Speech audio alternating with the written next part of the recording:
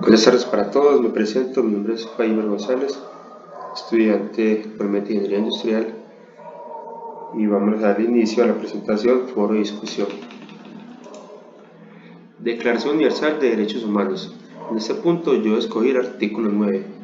¿Qué dice este artículo? Ninguna persona podrá ser arbitrariamente detenida, presa ni desterrada.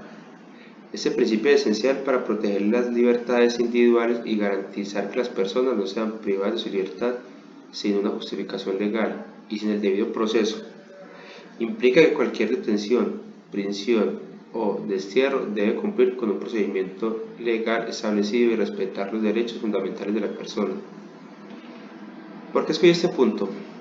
Vemos que actualmente en El Salvador el tema de seguridad nos muestra que ha cambiado mucho, ¿cierto? Dice pues que el presidente ha combatido la delincuencia que ha venido arrastrando el país por muchos años. Pero ¿qué ha pasado? Han llegado al punto en que cualquier persona para ellos es un delincuente. Le están quitando el derecho a hacerle primero un juzgarlos y evaluar realmente si esta persona sí o no está incumpliendo algún delito. Entonces podemos ver pues una situación que nos pasó acá en Colombia con los falsos positivos en su momento, ¿cierto? Entonces con el afán del gobierno de dar resultados al pueblo, cogían personas inocentes y las asesinaban y las culpaban pues haciéndolos pasar por guerrilleros. Entonces en este momento lo que está pasando en El Salvador, vemos que en el afán por el gobierno de dar resultados al pueblo, están haciendo detenciones arbitrarias. Cualquier persona para ellos es un delincuente en ese momento y no les están dando derecho de defenderse. Entonces llegan y lo meten a una cárcel y ya las familias, pues lo que leíamos ahí en las ayudas, decían que las familias no olvidan saber de ellos, no tenían ni cómo verlos. Entonces por eso escogí ese artículo, porque la verdad sí me parece un tema con un agravante muy grande. ¿Qué le digo? Todo delincuente tiene que pagar sus delitos, obvio, eso es normal. Y es lo más sano pues que todos sabemos que tenemos que responder por nuestros actos, pero siempre y cuando pues seamos juzgados debidamente. Segundo punto, que nos dice elemento de democracia de mayor afectación, de cumplimiento. En este punto escogí el respeto a los derechos humanos, la protección de los derechos fundamentales como la libertad de expresión, de asociación, de prensa y de reunión es esencial para una democracia. Esos derechos permiten a los ciudadanos participar activamente en la vida política y social, siendo coherentes pues con lo que vengo hablando, pues por eso tomé ese mismo punto. Porque ¿a qué nos lleva esto? A que todos los ciudadanos tenemos derechos, ¿cierto? Y como lo mencionaba anteriormente, pues si tenemos alguna culpa o hemos cometido algún delito, pues debemos de pagar, pero siempre y cuando nos estén juzgando debidamente. Entonces, en este punto del respeto a los derechos humanos es un pilar fundamental de cualquier democracia. ¿Por qué? Porque eso abarca varios derechos, ¿cierto?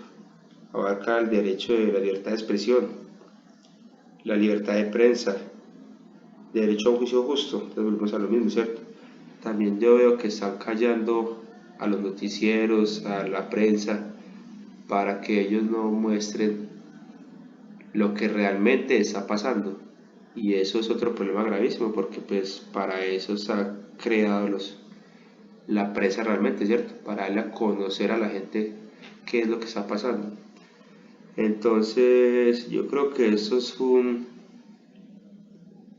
problema que hemos venido atravesando no solo en El Salvador, sino en Sudamérica, ¿cierto? Digamos, Venezuela también ocurrió lo mismo. ¿Qué pasó en un principio en Venezuela? Que el chavismo desterraba a los noticieros, a los periódicos, los desterraba de Venezuela para que no siguieran la información, porque a él no le convenía ese tipo de cosas.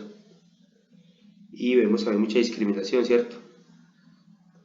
Vemos mucha discriminación porque todos debemos ser tratados iguales, entonces el que tiene el poder pues no está pagando nada, pero la gente de menos recursos, entonces siempre como que van a ser ellos los culpables.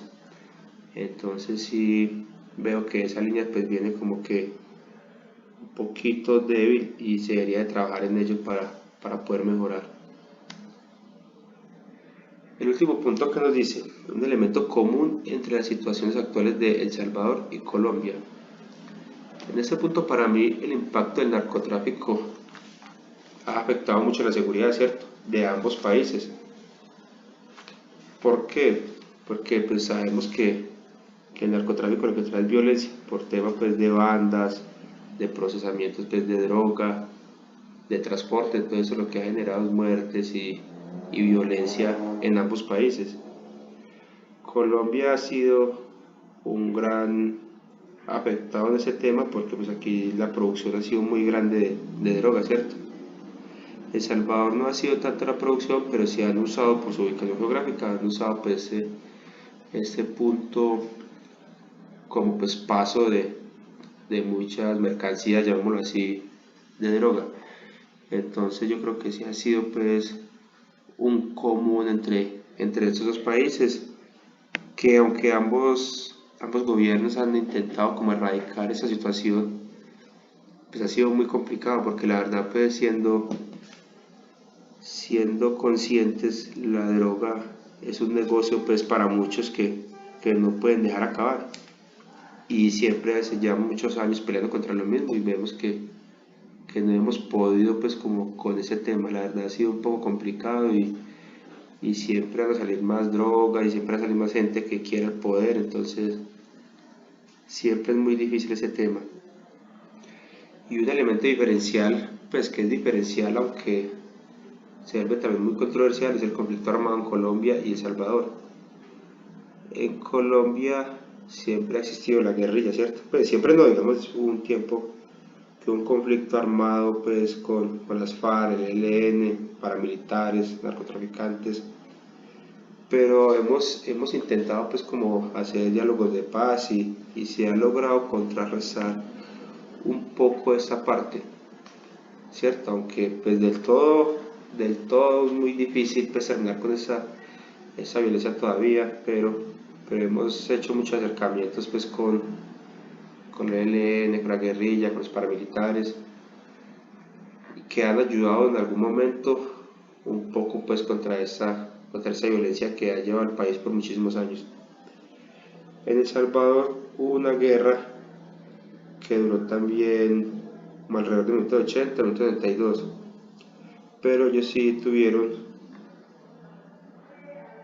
unas reuniones y hicieron unas firmas de acuerdo de paz que lograron pues como contrarrestar demasiado este tema. Pero ¿qué pasó? Debido a esto, el país enfrentó una ola de violencia, pero de pandillas. Entonces ya dejó de ser grupos armados y ya se volvieron pandillas que siguieron azotando demasiado el país.